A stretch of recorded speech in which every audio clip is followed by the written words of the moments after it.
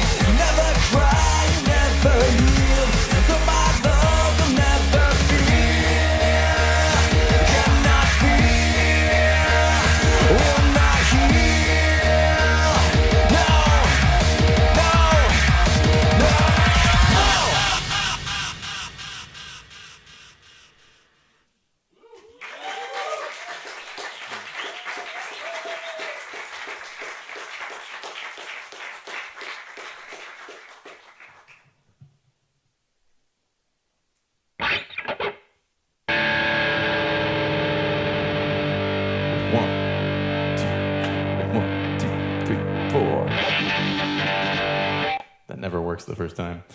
A 1, 2, a 1, 2, 3, 4.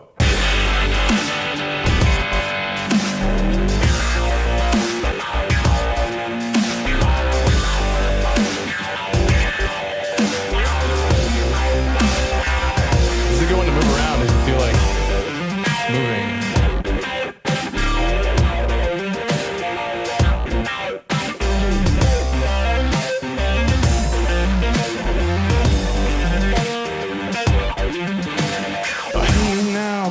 I know we just met. You put me in a cold sweat. Walk with me by the fireside.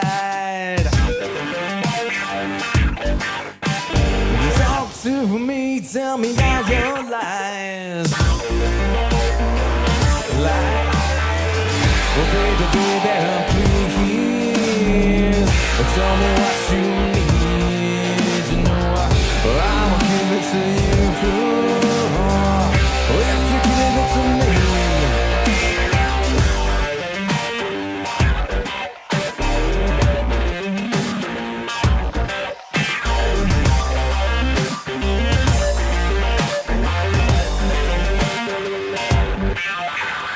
Fine young thing like you is a rare. Oh, suicide hips and a guillotine stare. So tender, so sweetly alive. Oh, open that oven, I'm gonna bake your pie. Oh baby, baby, please tell me what you need. I'ma give it to you, yeah. Oh, if you give it to me, look out now.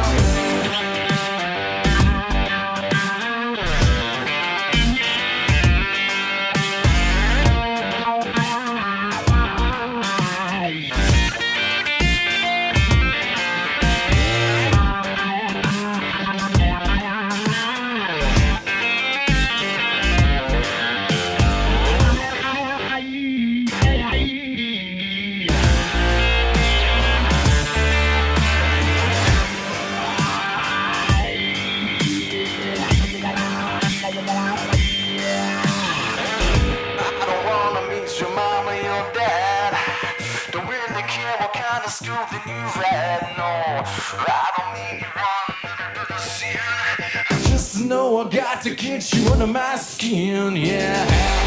Baby, please tell me what you need, 'cause I'ma give it to you, yeah.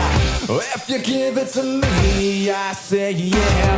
Well, baby, can't you see? You got to give the receipt, so I'ma give it to you, yeah. If you give it to me one more time.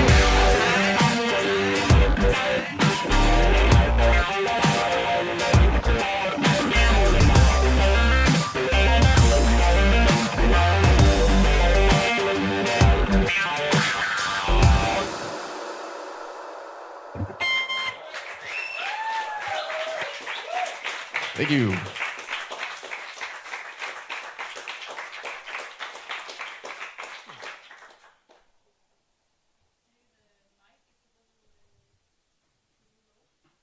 Low. I think it should be up here. Oh, the volume. I'm a smart one. What do you guys think? Volume, mic, up? I'm gonna trust Rasmus's. You're in front of the PA. Put the vocal up. Okay, I'll give you 1 dB. Is that cool? Just one?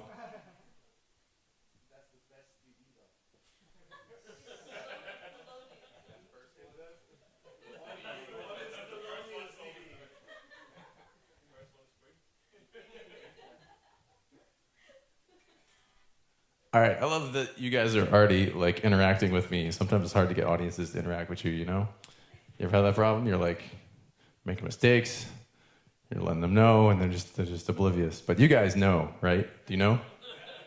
Yeah, you clearly know. Okay, so this song involves a little bit of audience participation, but it's real easy, and I think you'll enjoy it. The song is from my last record. Most of these songs are from my new record, 4-track, for which I am touring, and it's super fun. Thanks for being here. This is for my first record. Yeah. It's called Say It.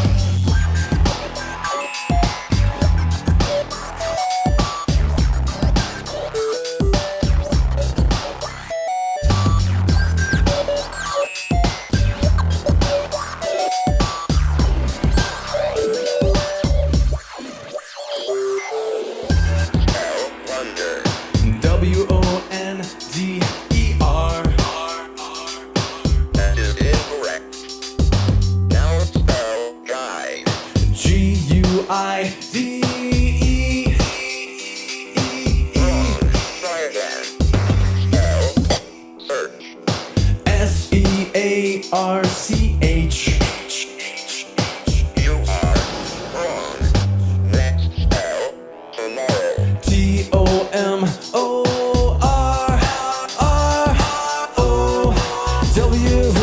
Guard the dollar, measure the minutes, possess and treasure this life. Guard the dollar, measure the minutes, believe that this is right.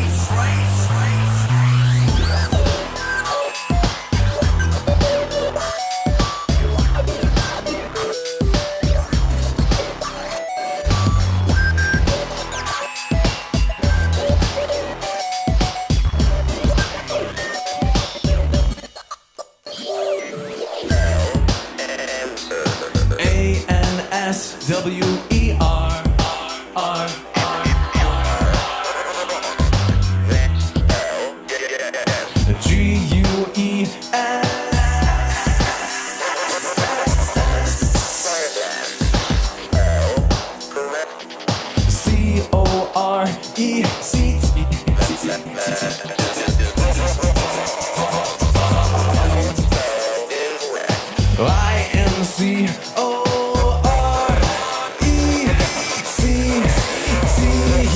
Guard the dollar, measure the minutes, possess and treasure this life.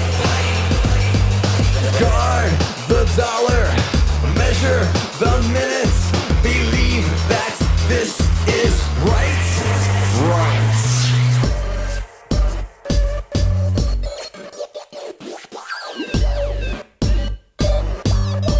All right, so this is that interactive call and response. That's the theme of this song. It's like a question and answer thing. I'm gonna ask you guys some questions and feed you some answers. You think you can help? When I say when, you say now. When? When? When I say where, you say here. Where? Where? When I say who, you say us. Who? Who? When I say what, we all fucking scream. What?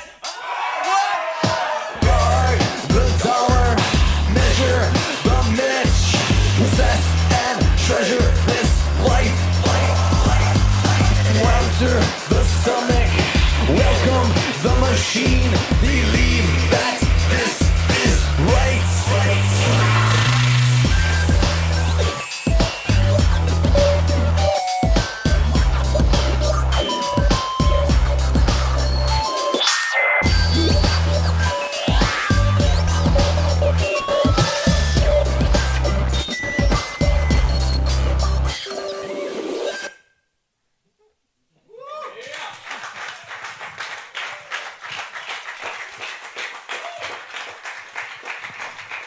Thanks.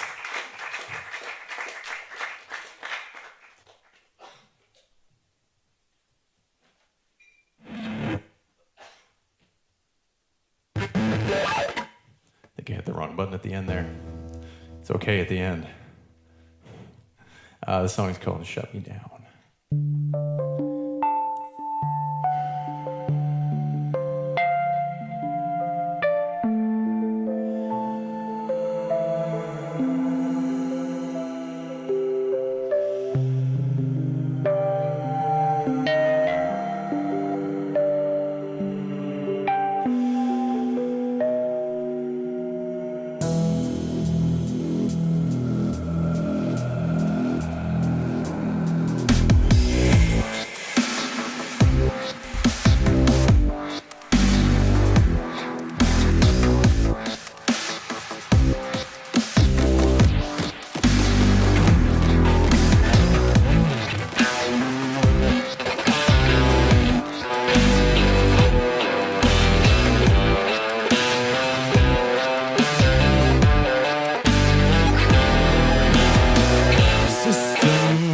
Structures I can ignore, nothing to know, only believe.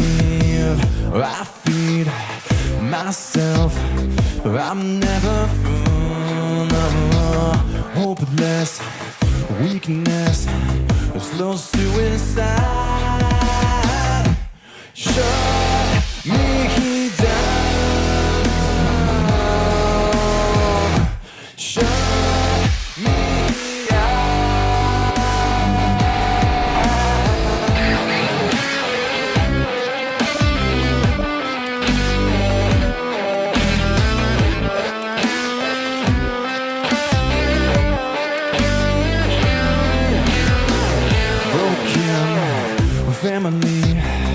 tied at the wrist.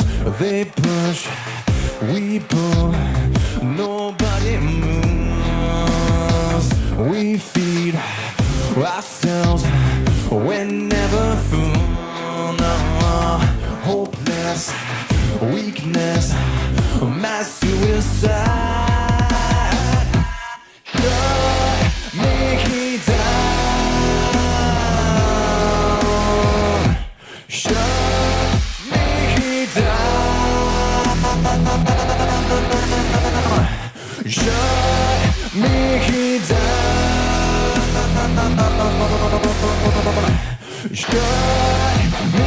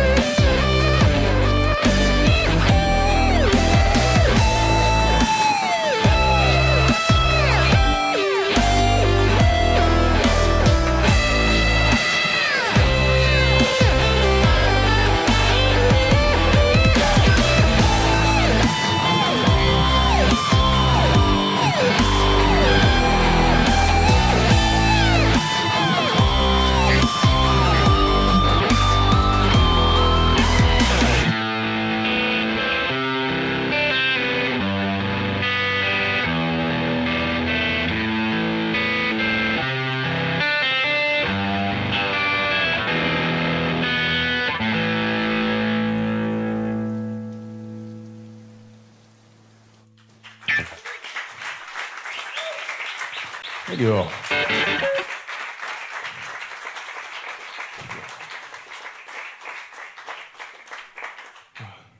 How's the vocal?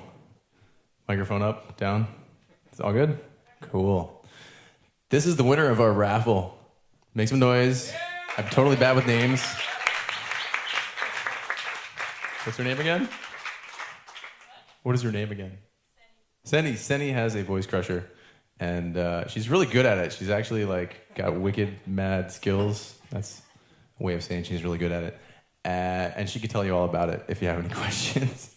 She's a professional, and she's got the quick start guide right there. And for those that just walked in, that's my new album, 4-track, the advanced edition, and you can put it in your mouth too. Thank you, Senny, and congratulations. Okay, this song's called Alone.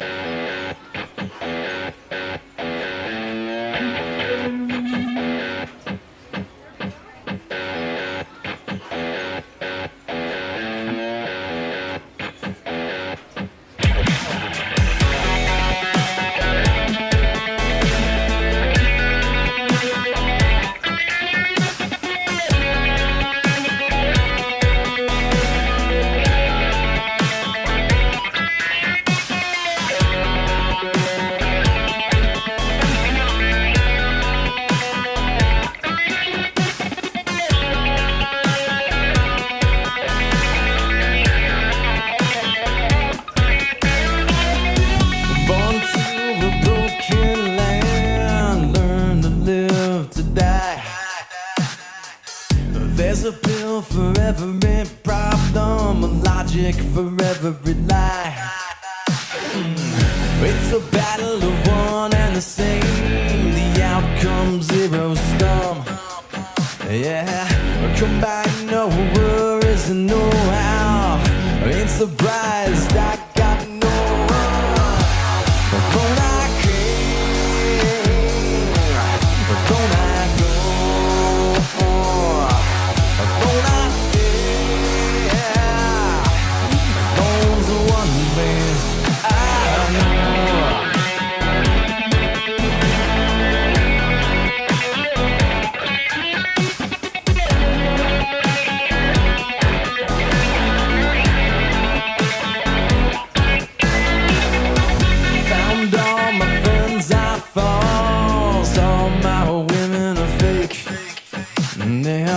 Just waiting to watch all the ways one man can break. I can't stand your plastic party. I can't stand your cracked out crowd. No, I can't stand the bullshit chat talk that you call conversation. Don't I care? Don't I go?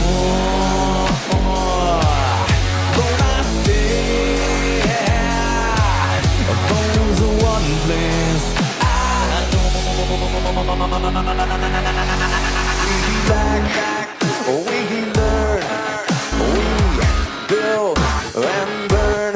We love, we lose, we blame and bruise. Yeah, we care, we kill, withstand so much, but still behind the name. We find the same in our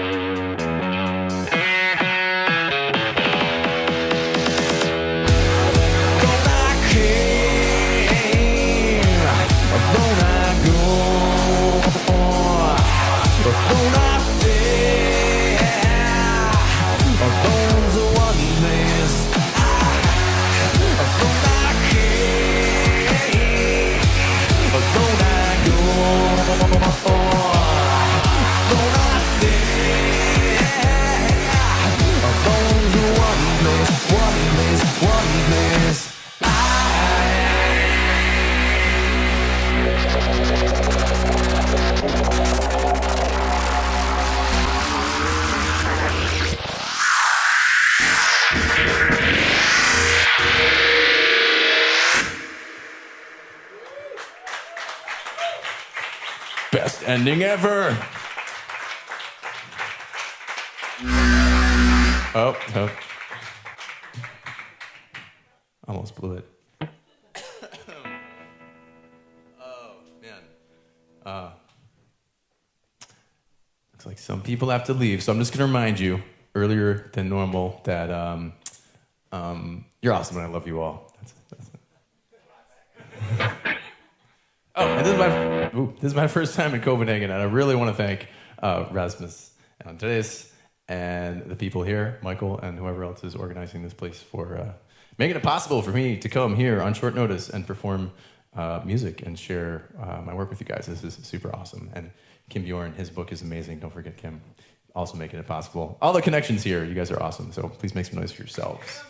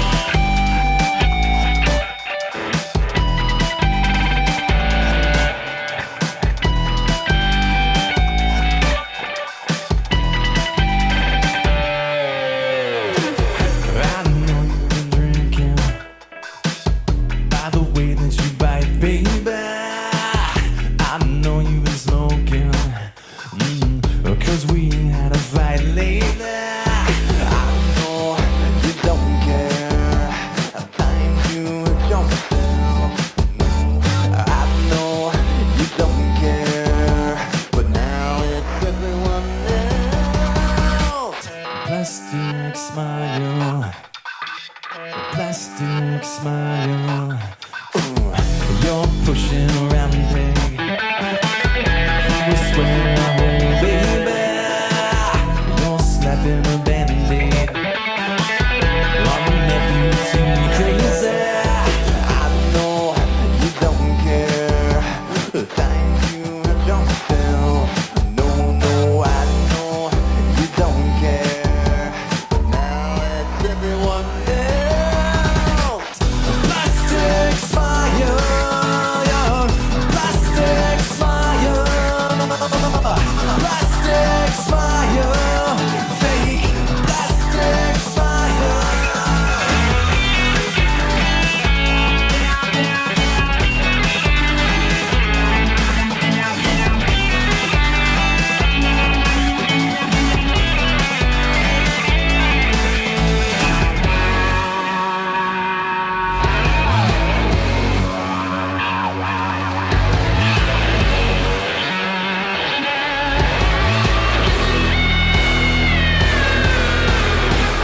Won't fall back to you. Won't fall back. Won't fall back to you. I won't fall, no.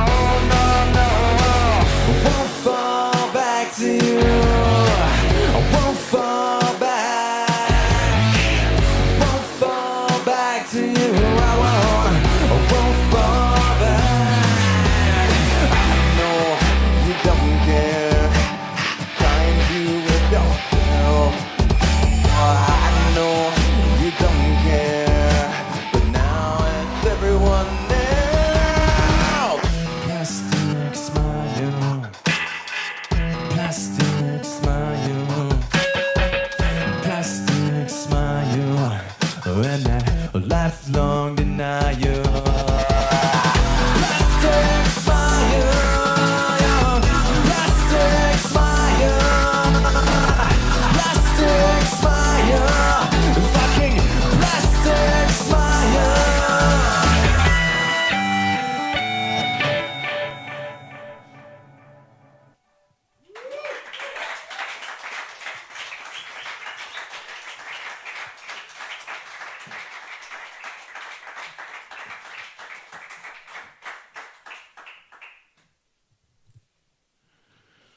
Okay, I'll break it down for a minute. Break it down for a minute. That's when it's time to drink some water. Because you're singing really loud and it's hot and stuff.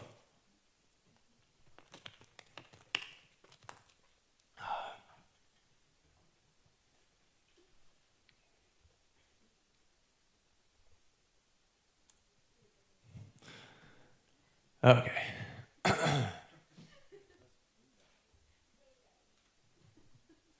Home.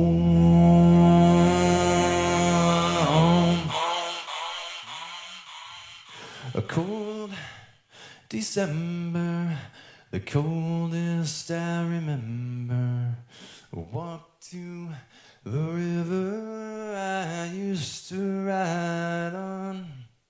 The sun's gone down to make room for night. I sit on my blanket and pray to the light. I choose the end, and I choose how.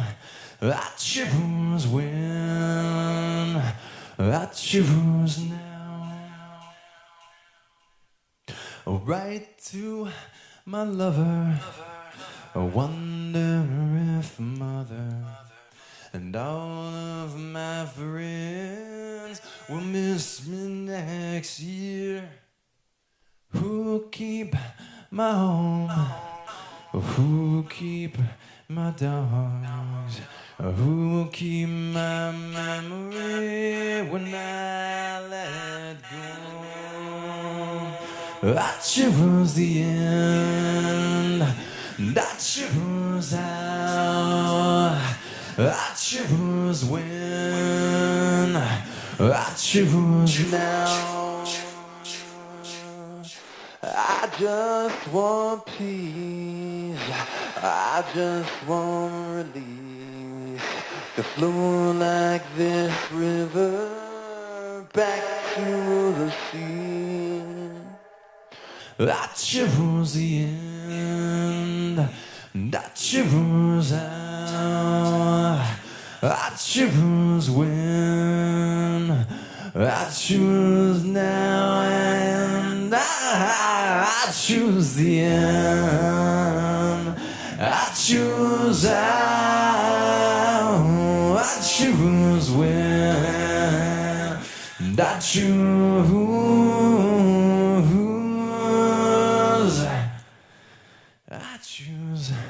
now.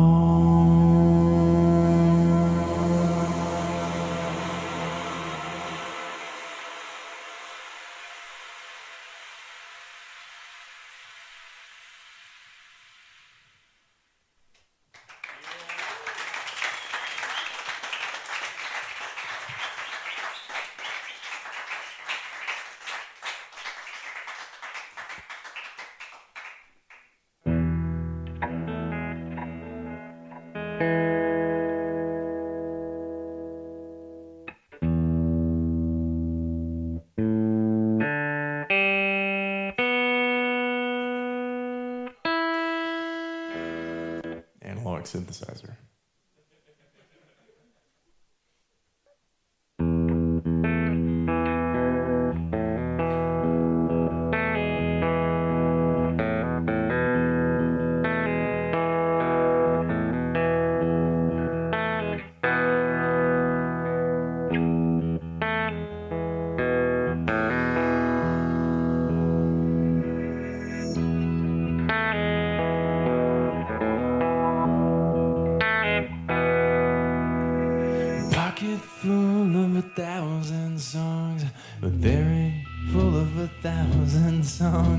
But there ain't one about you,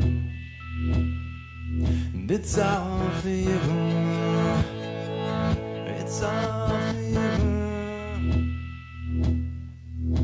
I tried to describe what's stuck inside, but I can't push it through, and it's all for you, and it's all for you. I just hum the tune, 'cause I can't stand to hear the words.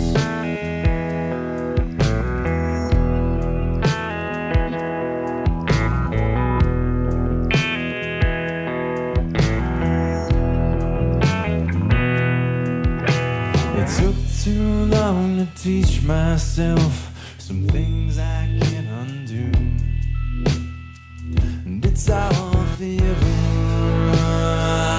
it's all for you.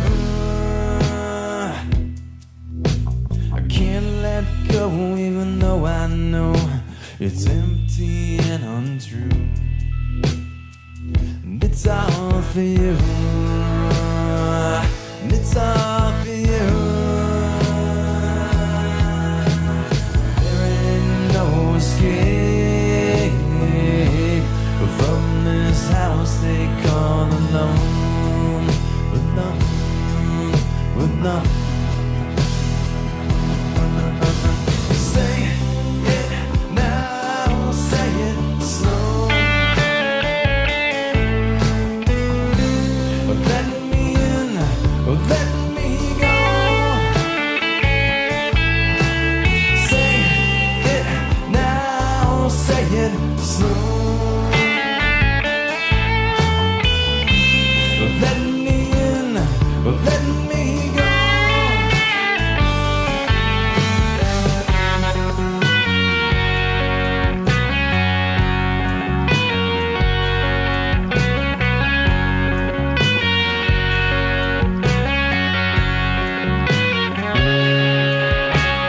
Mind's so dark and days so long, a struggle just to move. And it's all for you, it's all for you. Shut my eyes and hold my breath, kill myself on cue. And it's all for you,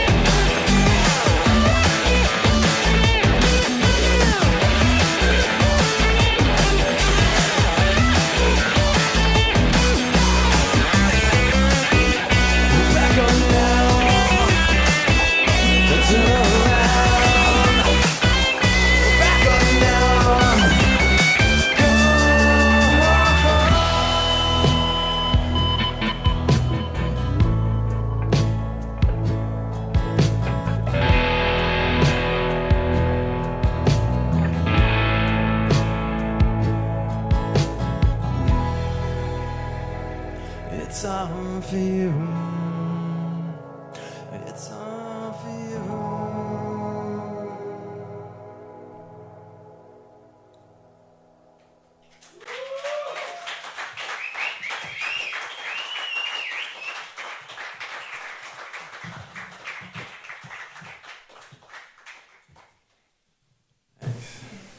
That was a drum and bass.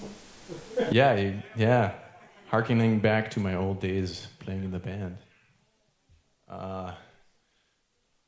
Cool. Any questions? This is one of those things where it's like, wow, there was so much technology and brain power in this room, this moment. Like anything could happen. We could like cure cancer, end war, world peace. Rasmus. What's with the Velcro?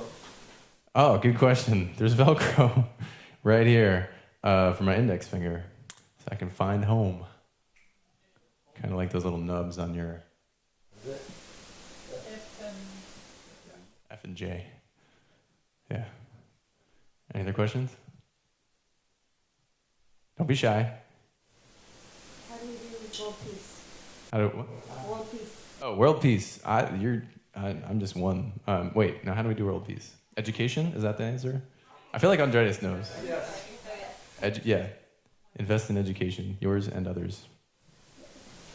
What about the mic effect? When did you do it? How did you build it? Oh, when did I build it? Yeah, how long time ago? This is a prototype. I call it the MC1, like microphone controller 1. I don't know. It's the first one. And / master ceremonies. Little witty, but not too witty. And this is like really like the 5th or the 6th version. What's great about this is it's simple enough that I can make the iteration much more quickly. So like I only made like one of these really before I made the Mojo. This one I'm still working on. Soon it'll be 3D printed. But this one I made in about a week before my fall tour last year. Yeah, you can check it out more closely. It's like perf board and buttons, and there's a little teensy microcontroller stuffed in there. Makes it really easy to build your own MIDI controller. And it's just 8 buttons that do different effects. Hey. And a looper. I never use the looper, but it's kind of entertaining when you talk. Sequencer has to be running. So complicated when you talk. There it goes. It's doing something.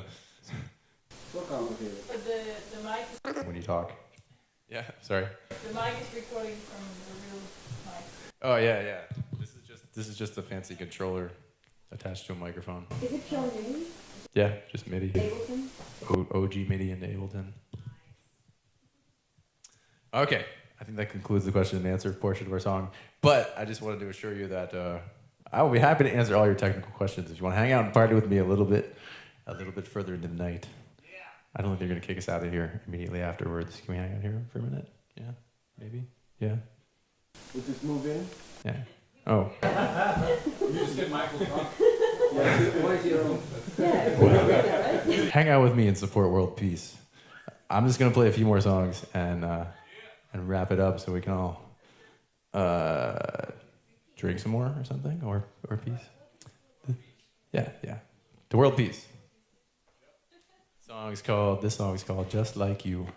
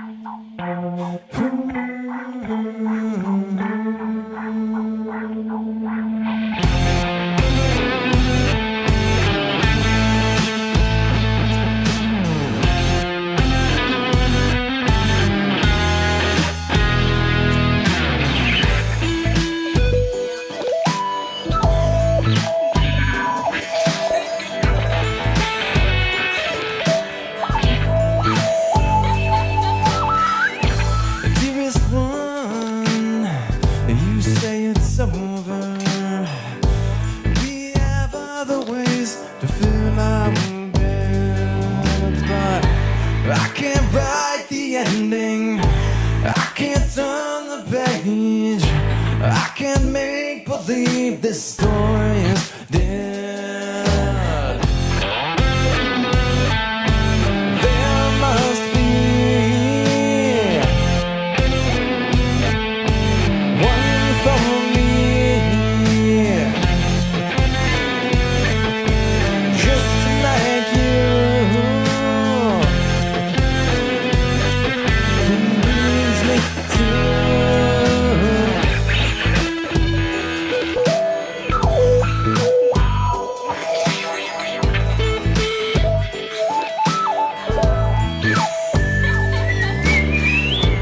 dearest one, I don't know why everybody tells me emotion lie. Well, I still want your balance, I still want your malice, I still wanna taste your poison bliss. There must be one for me, just like you. Who needs me to?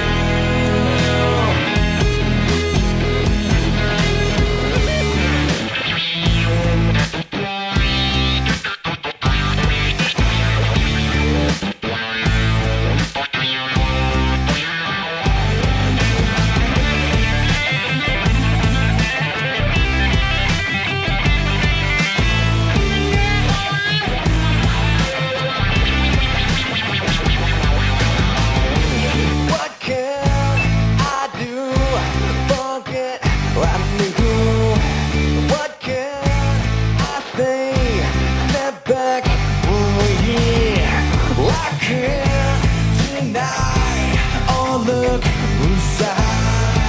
I've come undone for you, my one, my one.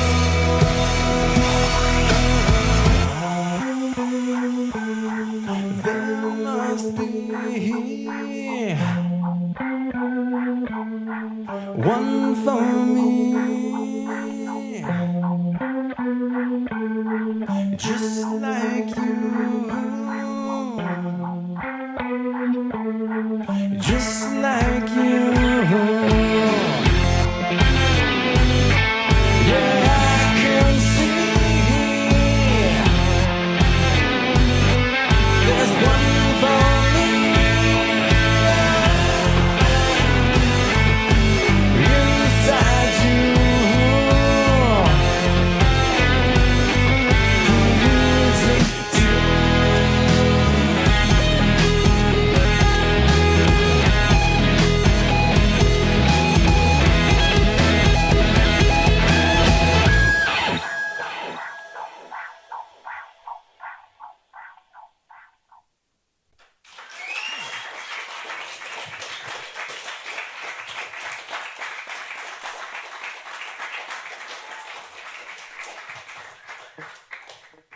All right, this is a song from my album, my new album 4-track, where it came to doing it live, and I was trying to figure out something new. And I don't really know if it makes. I love electric guitars. I just wanted to say that. I don't know if they're still cool, but I still love them. Yeah, came to this song, and I want to try something a little different. So bear with me. Brothers and sisters, we are gathered here today in this holy place to give thanks and praise for the blessings we all share as free individuals on this good earth. Can I get an amen? Can I get a hallelujah? Thank you, brothers and sisters.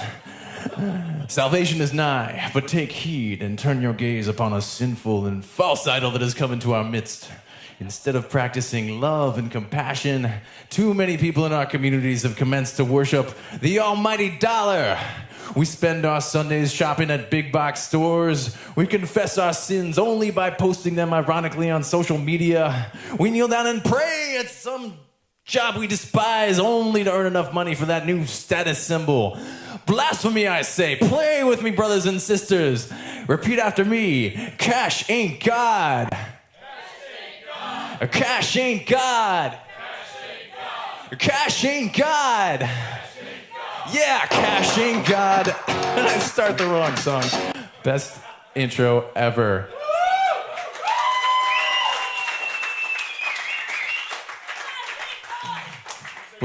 We'll do it one more time. How about that? Cash ain't God.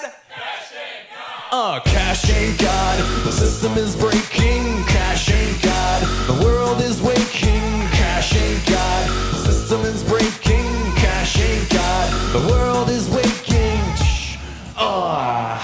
Now listen, cash rules the world and everything in it. Slaves to the game from the very first minute. I played it long enough to know there ain't no way to win it. Gotta rewrite the rules and rip up the limits. Greed and consumption are the present presumptions. Occupied lives with a failure to function. We shop and we groom, never stop to assume. Maybe happiness ain't that big list of things that we bought to consume. A man with a dream to take a stand for the team. I got a plan to redeem the failed commanding regime.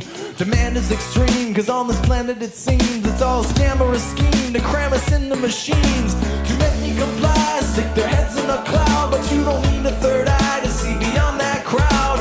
You got half a mind, you better speak it out loud. What's the rule we defy? Come on, spit it out now. Cash ain't God, the system is breaking. Cash ain't God, the world is waking. Cash ain't God, the system is breaking. Cash ain't God, the world is waking. You can't take without giving. You can't take without giving. You can't take without giving.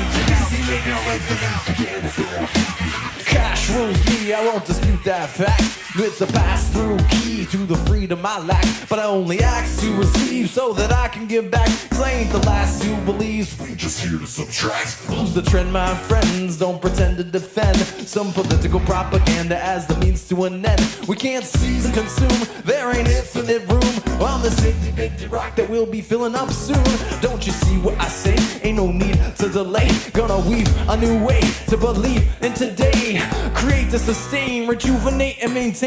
Postulate and cultivate one worldwide change. You ain't got a lot, you got the most to gain. And whether you have or have not, you own a heart and a brain. Your freedom is fuel, your voice is the flame. Throw your fist in the air and tell me what we claim. Cash ain't God, the system is breaking. Cash ain't God, the world is waking. Cash ain't God, the system is breaking. Cash ain't God, the world is what? The system is breaking. The world is waking. The system is breaking. Cash ain't God, the world is waking.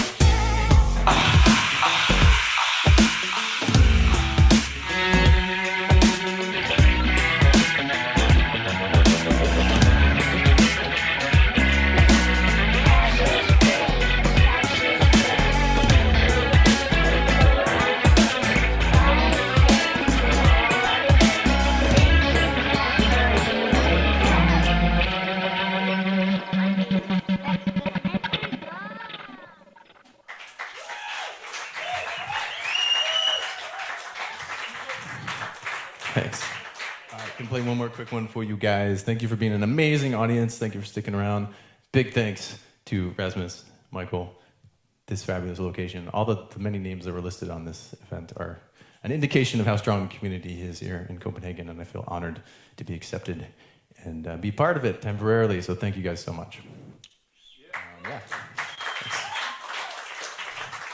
Yeah, and you can check me out at moldover.com, of course. I'll be on tour in Europe for the next 2 weeks, so tell your friends. And if you give me your email or some social media or something like that, I will let you know when I come back. So yeah, thanks.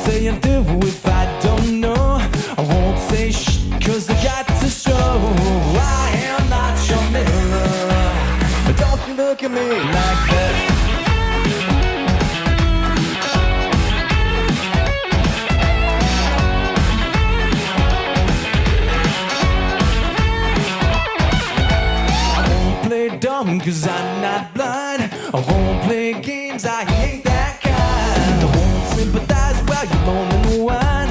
Look at my face, I know you're fine. I am not your mirror. Don't you look at me like that. No, no, I am not your mirror. Don't you look at me like that.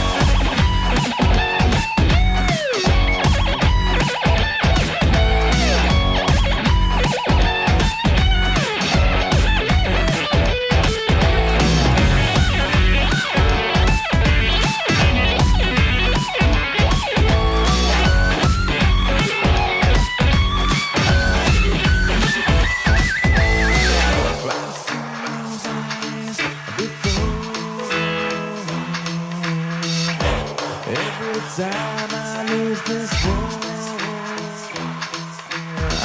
you stare at me as I leave,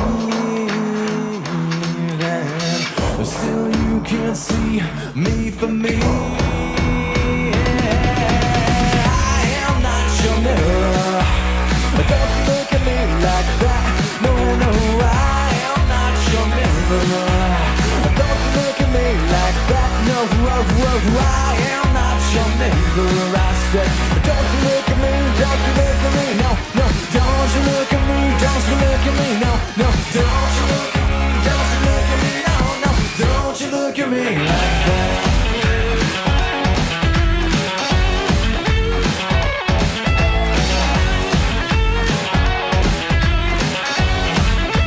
Don't you look at me like that.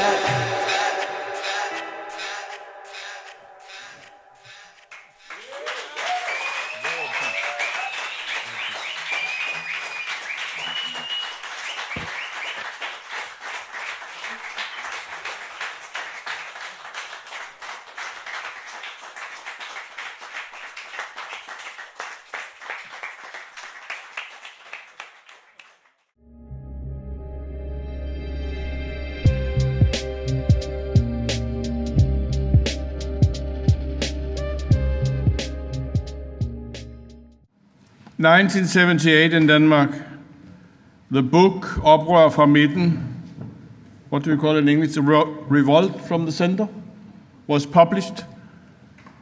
It was the first Danish publication about basic income. It was on the bestseller list for month and month, sold more than 100,000 copies in this small country. Niels Meyer was one of the 3 writers behind it. It was extremely important. Then a lot of other things happened later on, but that you can tell about. Please, Niels. Thank you. Some years ago, I gave a talk on ecological farming to a group of farmers in West Jutland. And in the beginning of my speech, I heard a peculiar noise in the audience. So I asked them, can everybody hear me? And then the farmer raised and said, yes, I can hear you, and I want to move to a place where I can't hear you. But luckily, in this room, there are no free places, so you have to stay. I have decided to use my 20 minutes to describe the special features of the Danish citizen salary, or UBI, from 1978, as Knud just mentioned, and to compare this Danish UBI with the UBIs in focus today, because I notice a very important difference. My background for this talk is that I am the inventor of the Danish UBI, and as Knud mentioned, it is described in the book, together with 2 other co-authors, published in Danish in 1978, as Oprør fra midten, and in English in 1981, under the title Revolt from the Center. And a special feature of this Danish UBI is a strong coupling to a reformed labor market and a reformed and sort of utopian society. And in the book, we named the reformed society as a humane, sustainable society. And I want to emphasize that because this coupling, I think, distinguishes the Danish Jubi from other somewhat related Jubi versions that came before 1978.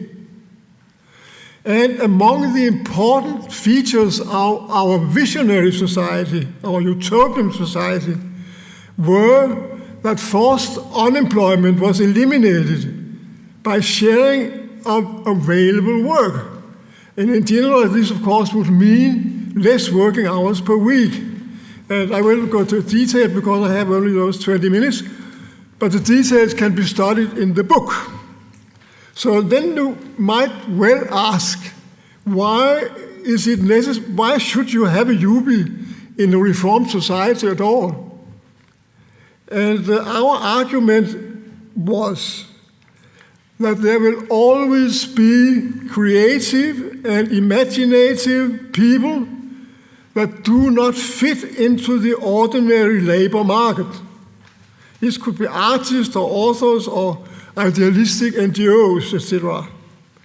And our further argument was that a wealthy nation like Denmark can afford special and generous, and I will underline generous, care for these groups in question. So it was a sort of overall philosophical basis, you could say. So the original Danish Jubi was not regarded as a goal in itself, but in a way as a supplementary extra prize in a radically reformed labor market. And I think it's important to be aware of that.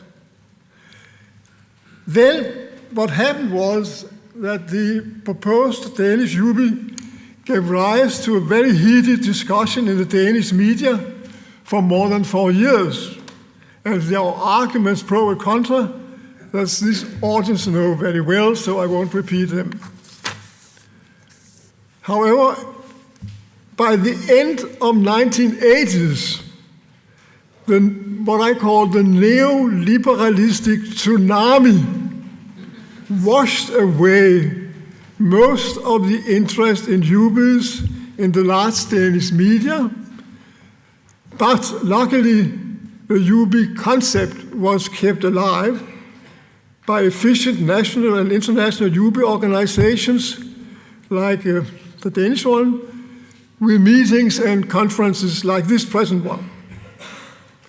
But I have a very important point to make, that the proposed Danish Jubi does not fit into the present capitalistic system. And I think people are not aware of that. Unfortunately, you could say, the capitalistic system is allowed to continue to undermine democracy, to create absurd economic and social inequalities, and to delay the mitigation of global warming. So there are many reasons that one should do something about the capitalistic system.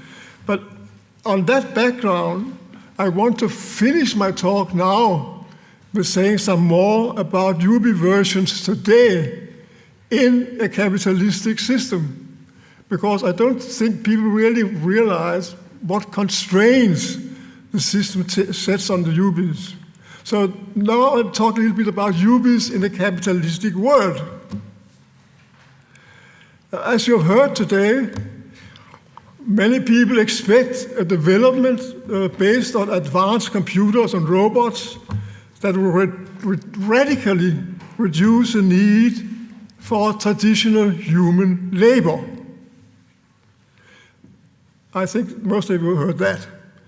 This trend may already be increasing the number of people belonging to the so-called precariat. And then comes an important point. It has brought in new industrial and commercial actors on the UB scene.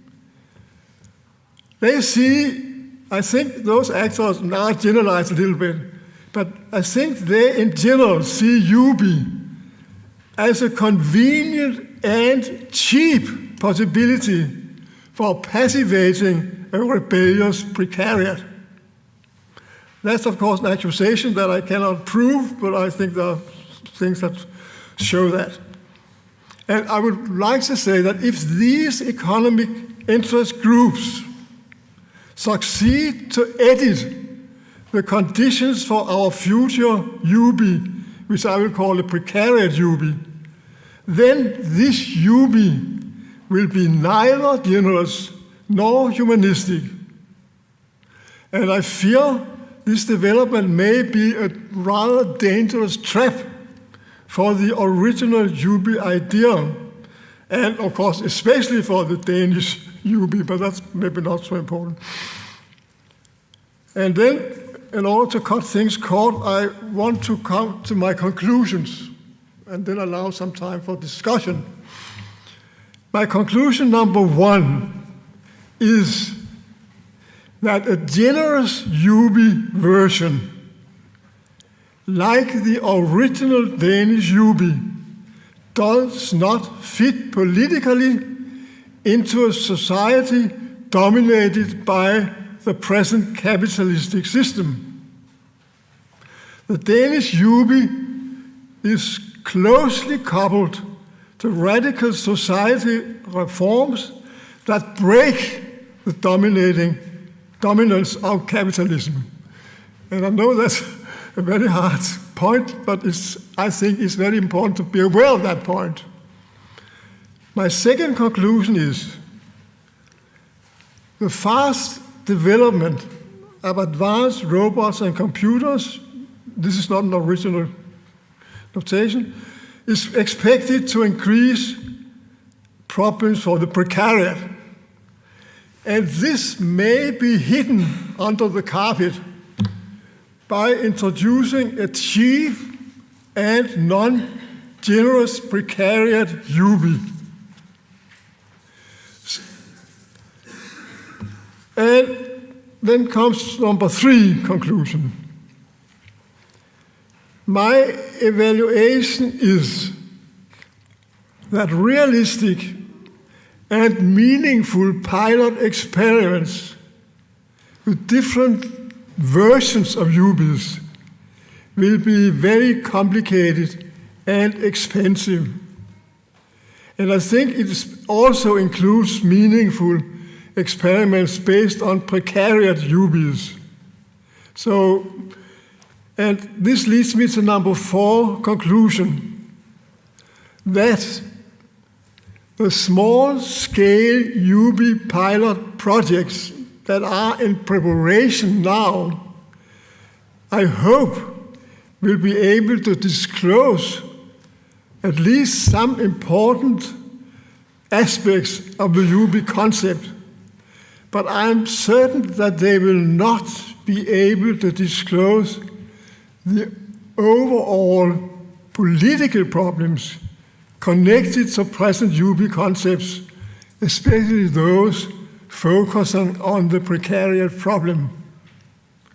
So that's rather pessimistic view, but I will end up in slightly more positive view with a compliment to Juby Denmark, because I think that Juby Denmark is publishing very important information material on the perspectives of the Juby concept. And I hope that Juby Denmark will include in their analysis the controversial elements illustrated in my talk. So I hope you listen to what I'm saying. Thank you.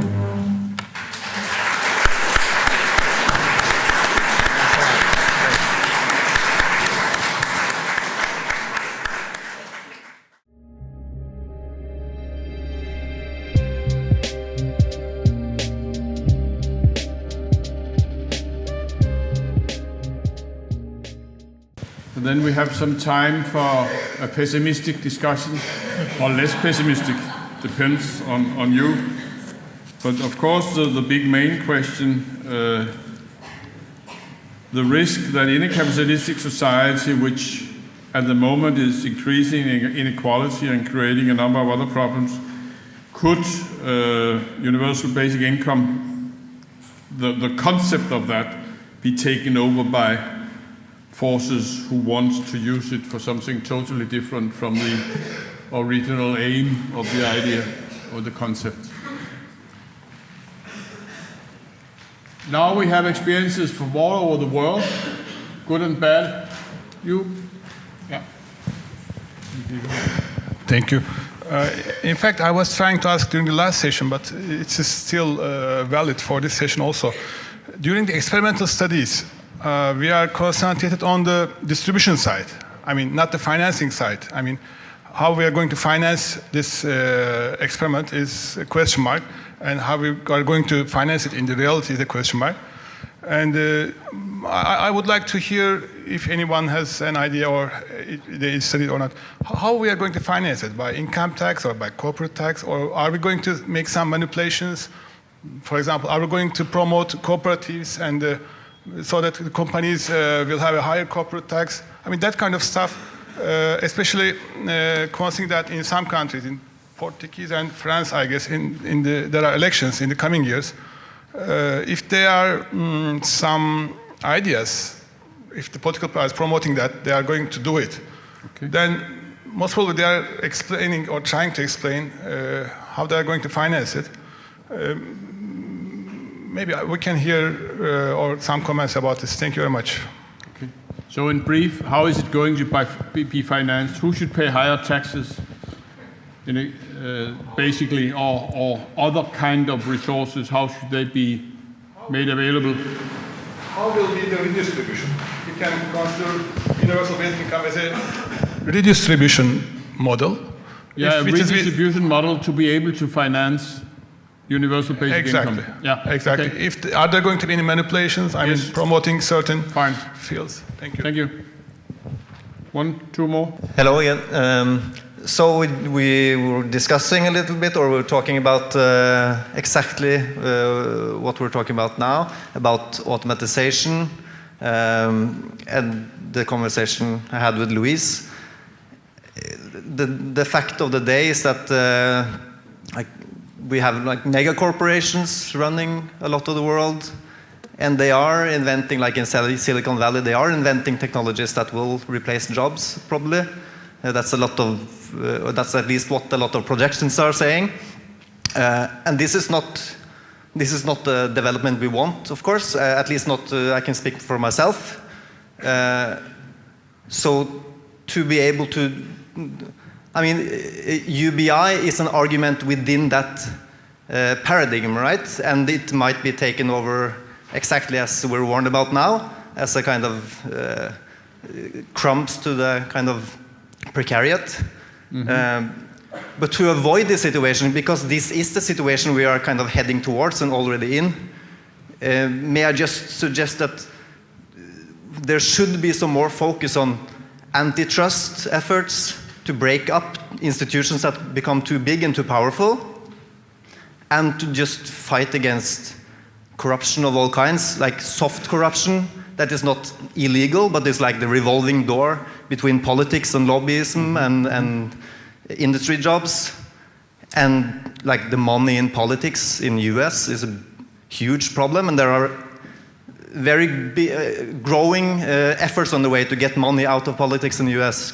And I'm just throwing this out there to just, these might be important things to make sure we can have a future with a humane UBI. Thank you.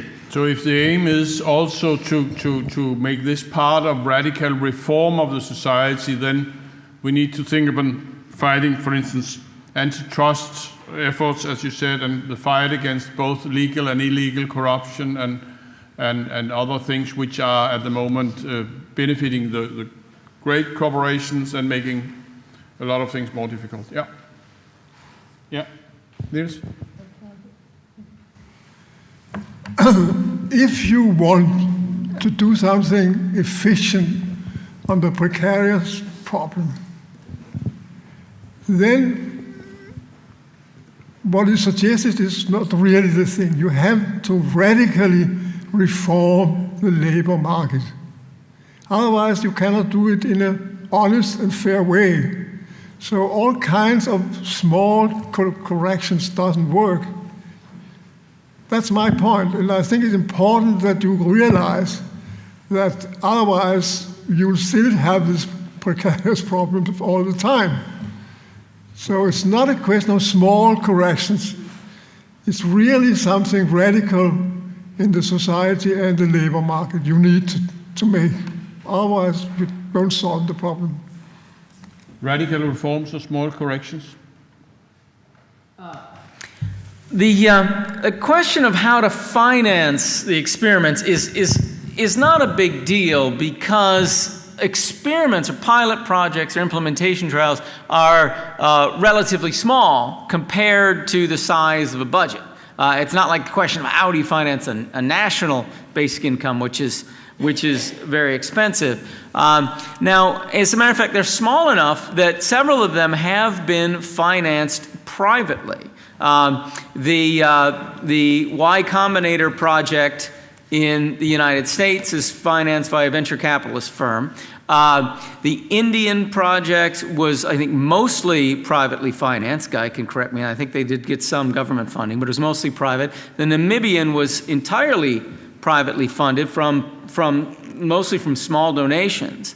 And Give Directly, which isn't really even an experiment, Give Directly is a charity that's simply using something similar to the basic income model to help thousands of people in Uganda, is also privately financed. So it's not a huge amount of money. It's money you can raise like through donations and things. It won't put a huge dent in the budget of Finland to run a project. Now, of course, something needs to be done about the power of corporations. But I want to say that basic income is itself a big challenge to the power of corporations. Because I don't know if this were the reasons behind you saying it's incompatible with capitalism as we know it, but capitalism ever since the enclosure movement, for hundreds of years, and the colonial movements of dispossessing native peoples, has been able to count on people who have no other choice but to go to businesses to offer to work for them in order to get the resources that they need to survive for another day. Once you have basic income, that is no longer true. That they actually have to offer people wages and working conditions that make them want to work without being forced to work. And there's no telling what this will do. Perhaps it will bring down the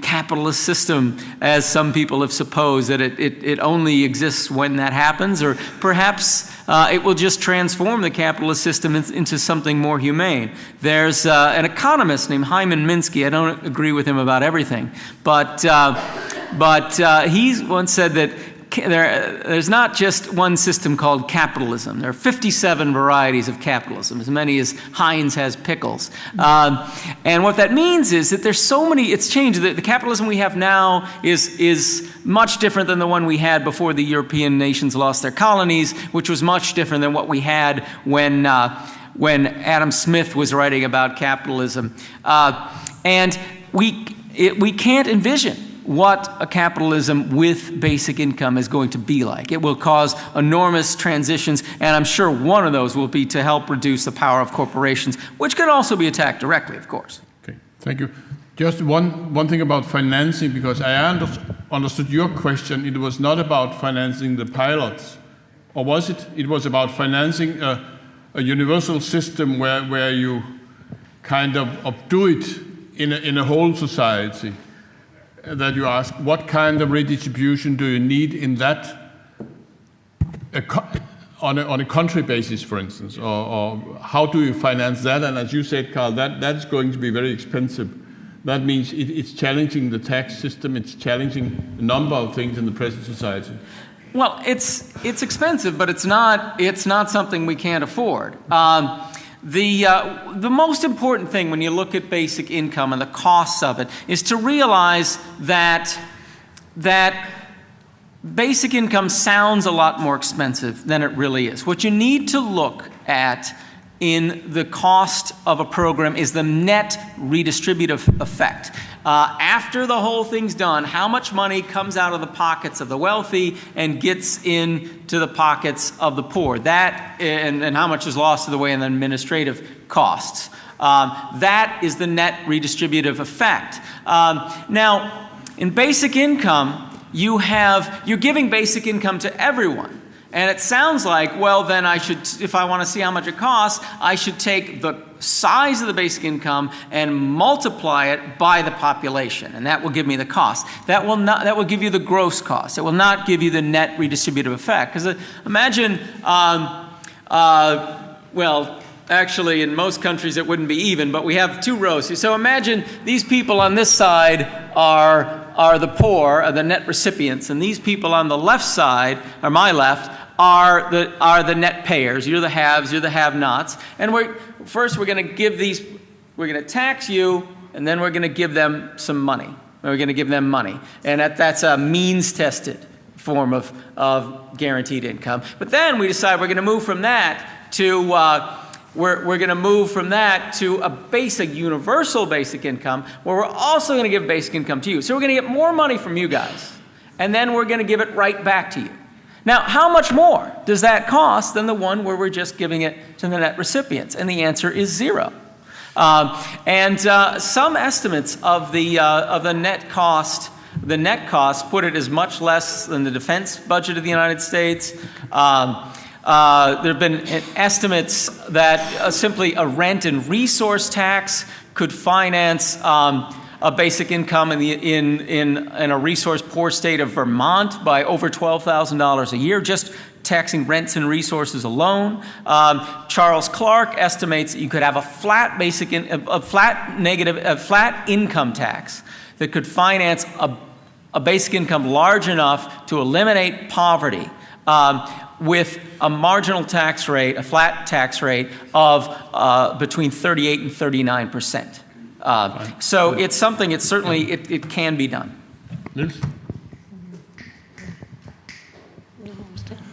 I did not mention that in 1982, we followed up the revolt from the Center book with a book that included a Danish financial budget. This was made by an economist called Jesper Jespersen and myself, and we showed that it was not possible to put it into the normal financial budget. The tax system was not well suited for it, but you could, by changing something in the Danish financial system, not very big ones, but rather efficient ones, then you could fit in a basic UB in the Danish financial base, and in a very, very good way. So there is financial basis for believing that this could be done in Denmark at least. So okay. If you're interested, I can refer you to this book where we show how it can be done. Thank you. Yeah. I realize that we have a strategic dilemma, which is on one side we can image this UBI thing as a limited thing that we can everybody can agree on from the right to the left, like small incremental experiments and things like that. But we also see the different difficulties in that. And then on the other hand, we have a very radical understanding that we can actually think of the UBI as a part of a total change of the distribution of wealth. And what I just realized now is that we have the risk of sitting between the chairs here and not getting either. What I suggest is that we do both. That some people work with the strategy of incremental movements and small experiments and all that everybody's on a very wide scale can accept as limited solutions to limited problems, and then have on the other side like a political movement, like a political party with an ideology that this is really radical thinking and we have to go for it, and we don't need experiments to actually check it out because it takes too long and we are already convinced. But if we're trying to do it in the same movement, we're going to miss it. I think we should be prepared to make a strategic division here. My name is Jouko Hemmi, and I represent the BN Finland organizational network. So I come back to the financing issue, if you allow. I have to say one special thing about financing. Of course, there are many reasons why, according to my experiences and knowledge, why UB is financeable very easily, actually. But in my mind, maybe the most efficient way of financing UB is, and I quote here the famous Finnish philosopher Georg Henrik von Wright, who said the following: unemployment and growth of economy are incompatible motives to each other. That is why unemployment is not an economic problem, but a poor social one. So that's why financing of UB pilot project isn't any problem at all.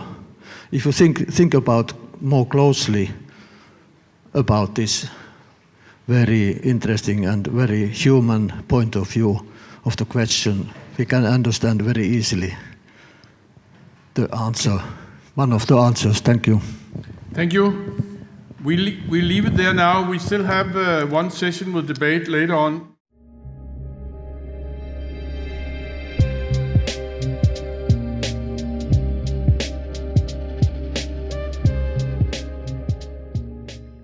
We have half an hour for final discussions for day one, and I want Henrik and Søren to come up here, so that you can also say a bit about the two small videos we heard before this presentation about unconditional cash transfer and about UBI in Uganda as a new proposal. And if other panelists want to join here for the last questions and comments, they're welcome to do so. Would you say a bit about the two small videos before we start? And about Samfundstanken? I can say a few short words. Samfundstanken is a Danish organization which has been there for a few years. And we are working for optimal societal solutions. These two videos are made over UBI Now, which is a financing model for UBI in Denmark. And we have prepared a question and answer session which will run online for the next 2 days, where you can go to the website at samfundstanken/UBI, where you can ask all the questions you have there about it. It's a financing model which might actually make it possible to run UBI in Denmark with as much as 18,000 to 25,000 per person per month before current taxes. Quite interesting model like that, because it can change the picture completely. We just start now more or less an open debate about these last interventions, about whatever you want to discuss for the last minutes here. Yes, thank you. My question is for Torben Gejl, because you were away for Parliament, which is great, of course, but is it possible to ask a question about the speech you made? Yeah. I wrote down a question, because the alternative speak of welfare support without demands, right? But does it also mean welfare support without deduction? It's an important question. To those who don't know what I mean, the system today works by, if you are on public welfare, whatever you make in salary get deducted from the welfare until you earn more in salary than you do on welfare, which means that there's actually a negative cost in going to work instead of receiving welfare, because it costs money to go to transportation and go out and have lunch, and you lose time, which means that welfare is sometimes the better deal.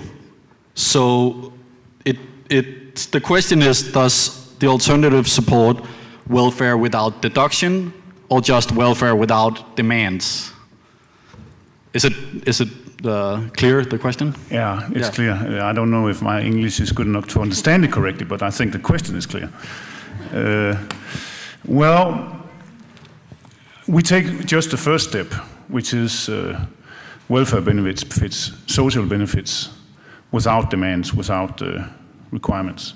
And that means that it is only if you're unemployed, that our model is only for the unemployed. It's not for people with jobs yet. So we are not there to be expert on that. And that is very important to understand the first move we want to make. That's for unemployed people not being forced to do whatever they're forced to do today, but to spend all those money that we use to force them, to back them up in the way that is best for the individual. Yeah, but I think what is meant here is what happens if you, for example, try to start a company. That could take a year where you don't have a wage, and now you get the unemployment benefit without conditions. But is that condition also that you can, for example, start a charity, or you could start a company while you do so? Would you still get the charity benefits, or sorry, the social benefits, even if you spend your time on such things? Yes, we see the. But it's also people taking jobs. It's part of the answer, at least, yes. But people taking, the precariat, taking jobs around the city, might spend a lot of money on transport. But if they stayed home and got the welfare, they would actually earn more money, because the salary that they earned as a precariat would get deducted from the welfare. So it would be a better deal to stay home on the welfare and have no demands. Not only financially. I'm not saying that people don't have an internal drive to work. I'm saying financially. It's a better deal without demands to stay home, and then to go out in the city and have lunch and work for other people there. Does it make sense? Yeah, but if I ask you specifically, yes, I will start improvising. And I hate when politicians do that. Because where we are now is actually where we would love if people start companies while they are on social welfare or social benefits. Yes. That's one of the things that we like. We have a suggestion that you should be able to start a company where you have 2 years with 80% of the benefits. So we have policy for that. But I won't go further than that, because we have to. I have to give you a better answer than start improvising about that. So that's what you get on that. Erik, all right. You had something to say here? Thanks. How are people convinced of basic income? Is it a moral argument, or is it scientific evidence? And I think we must have a more general discussion about this. For me personally, it's the moral argument which comes first, and then scientific evidence.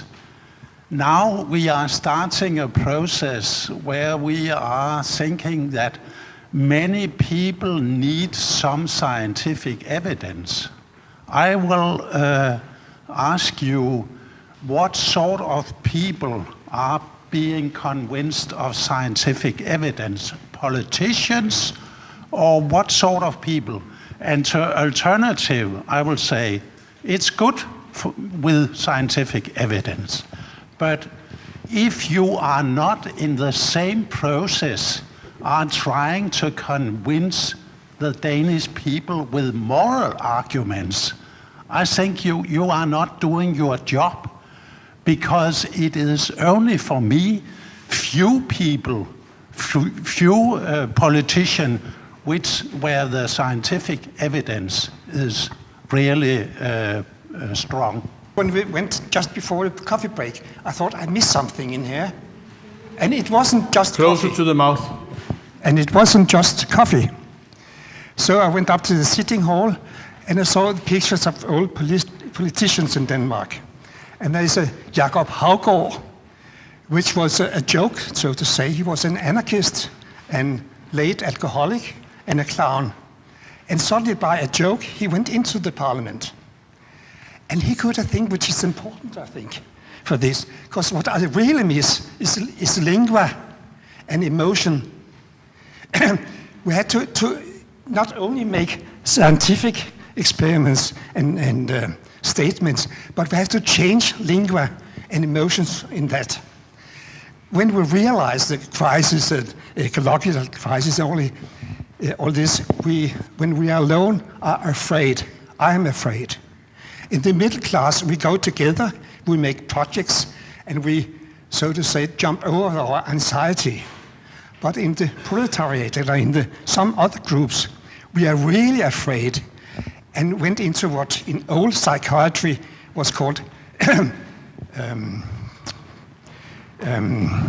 forgot the word, but longing for old-time fashion, the good old days. And some politicians are very clever to make lingua in that, Dansk Folkeparti, for example. And it's a lingua going backwards. So you politicians or you experimenters there are going to make a lingua forward, which contain emotional impact in words like solidarity, because this lingua is emptied nowadays. Okay, thank you. So how do we get people to think a vision for the future instead of longing back to the good old days, which were not so good as we maybe remember them? Okay, yeah. Guy, I think. I would like to come in on this discussion because Alternativet represents, in my view, one of the movements for the precariat.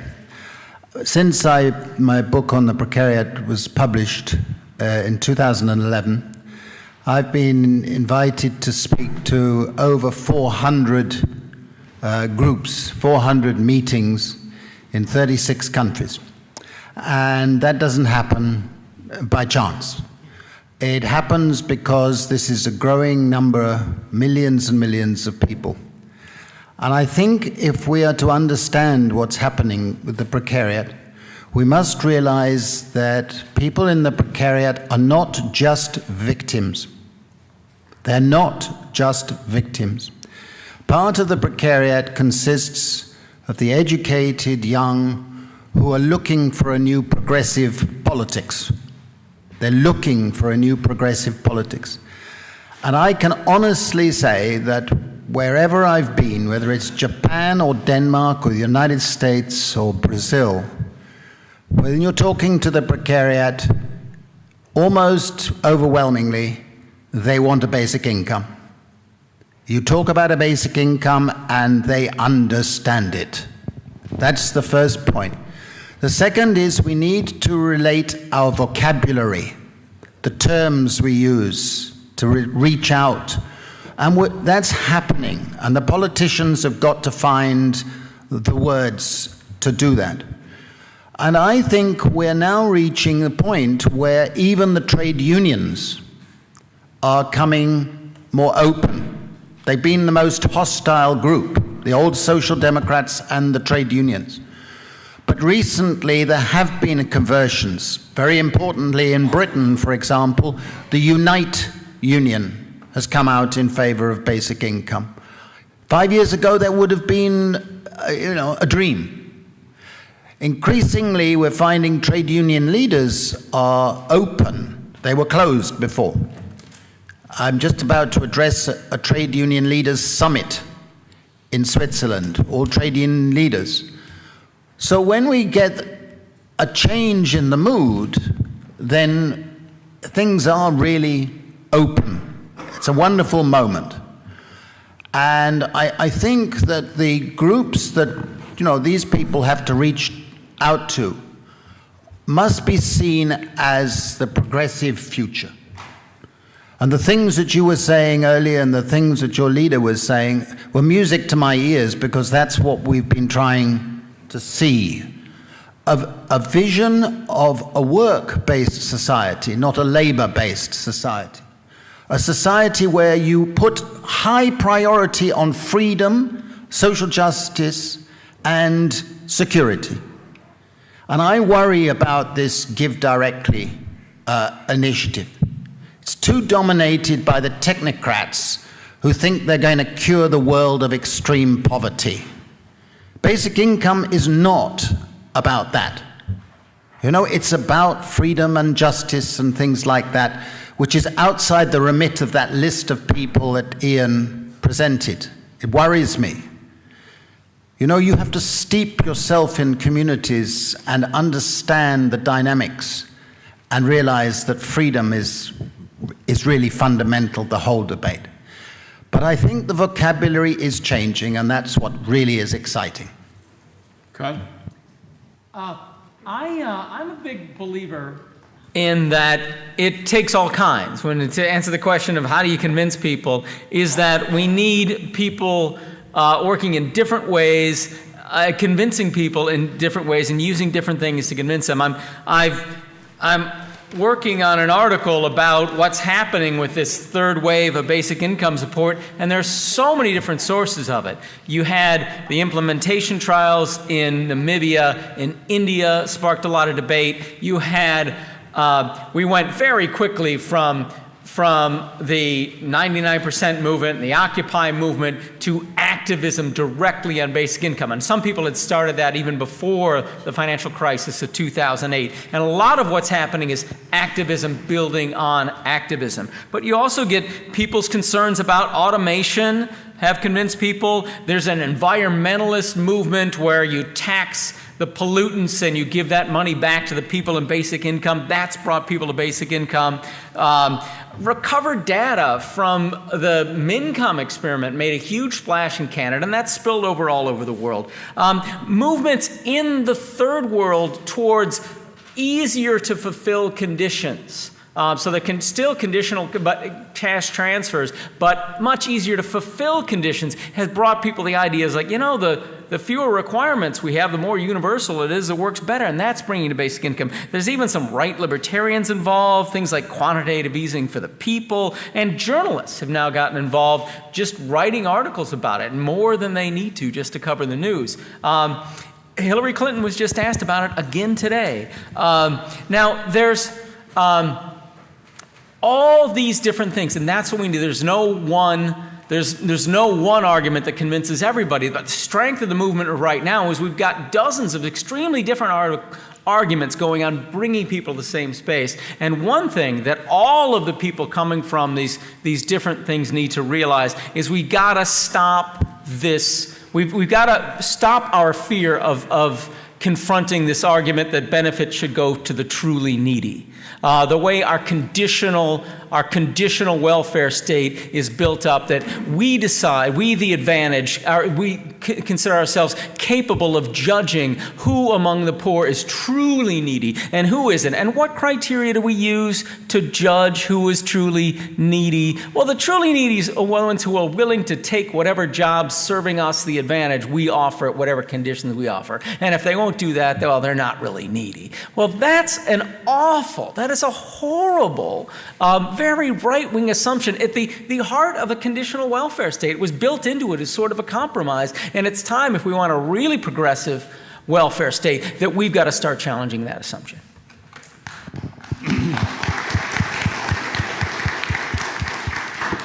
I've given myself the floor for a few sentences because I've been working with development for 40 years or more.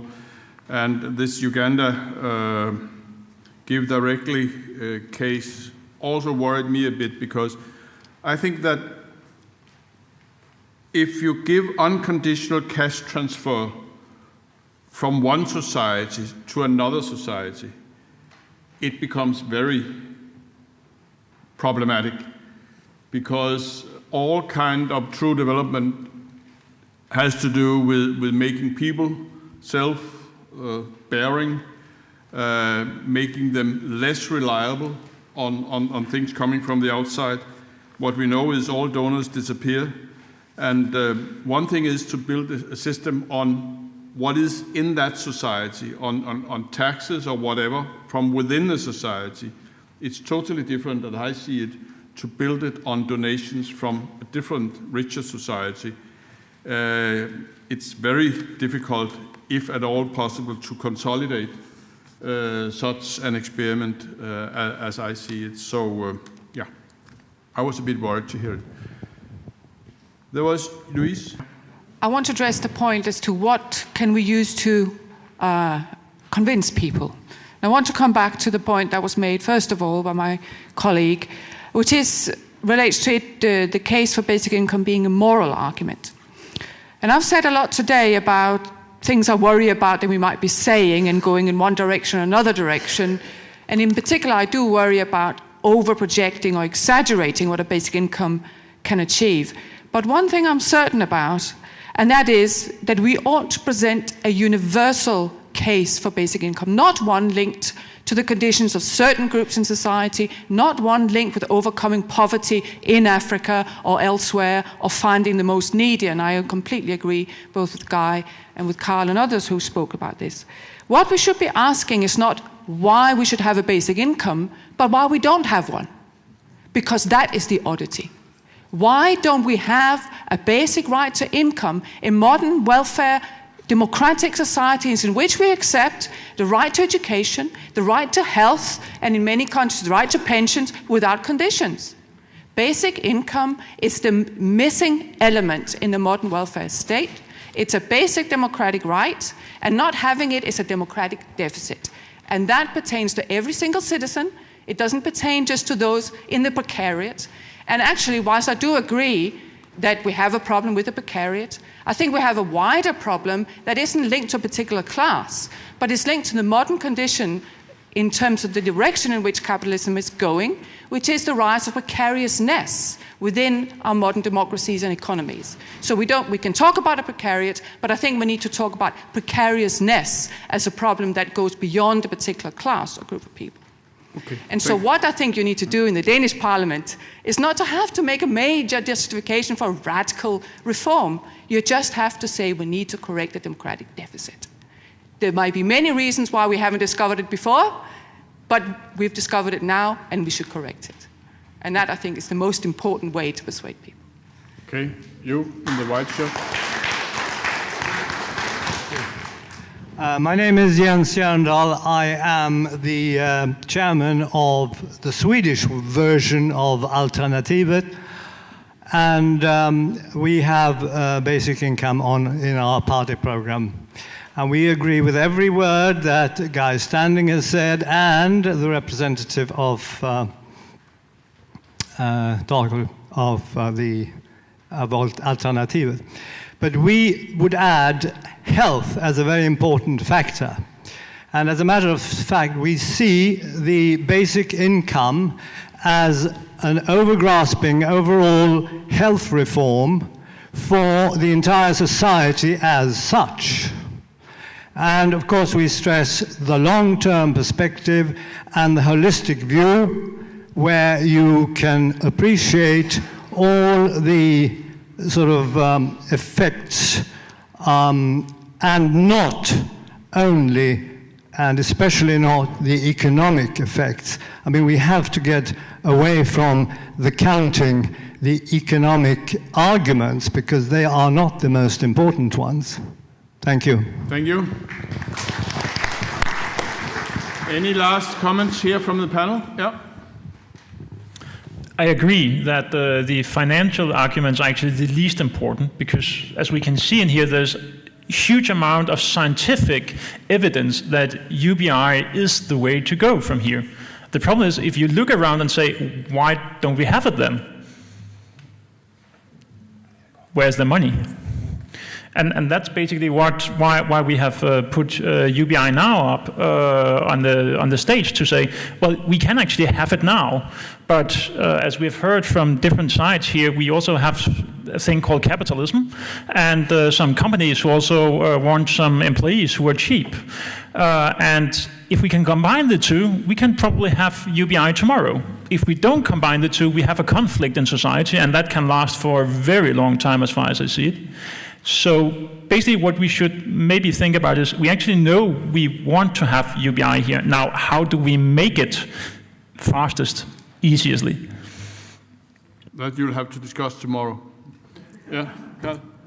This question of why don't we have one, it's a very good question. And because it is sort of nonsense that we don't have one. We don't have one because powerful people in the world have convinced us that it's totally right and normal to go from common resources to privately owned resources by giving them to a small number of people and giving nothing to someone else. I mean, going from a commons to privatizing resources is reasonable. Private property is nice, but it's entirely unreasonable that only one group should get all this stuff and they have no responsibility to compensate anyone else for doing it. And then the people who get nothing then have to provide a service for the ones who already have before they get entitled to resources. That is nonsense. Of course we should have one.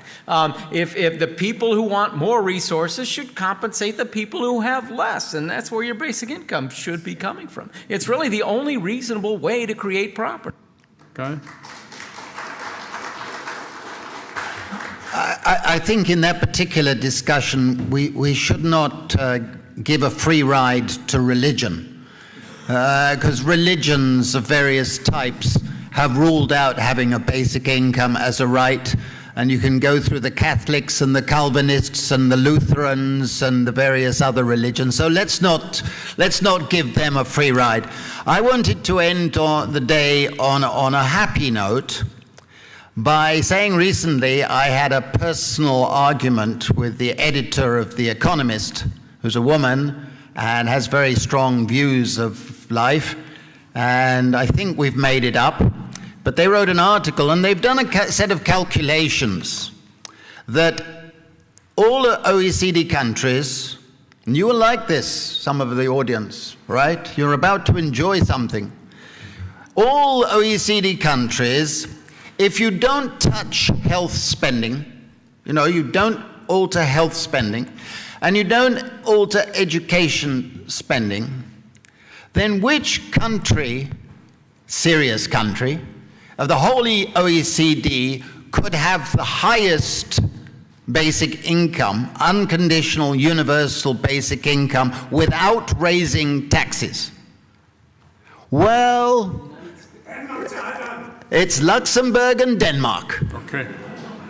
Denmark, without raising taxes whatever, and this graph shows it, could provide $11,000 to every single person in Denmark without raising taxes. And that comes from The Economist, not from Guy Standing or the Alternativet. Okay. So I think we should think that it's affordable and we can move in that direction. So let's feel good about that. Thank you very much. Okay.